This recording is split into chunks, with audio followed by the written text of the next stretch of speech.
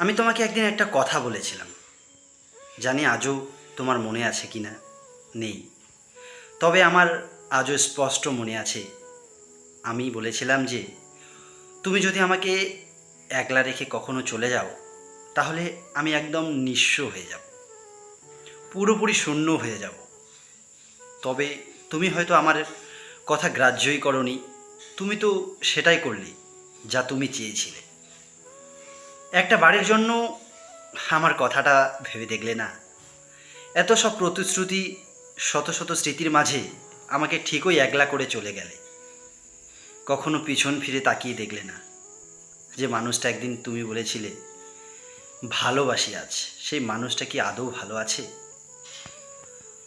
তুমি তো ওই যে চলে গেলে, আর কখনো আমার খোঁজ করার চেষ্টাও করলে না।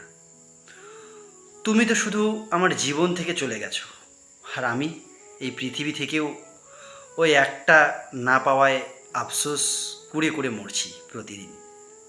রোজ ভাবি, আজ হয়তো তুমি সব রাগ অভিমানগুলো ভাঙিয়ে এই বুঝি এসে বললে চলো না সবটা আগের মতো করে নিই।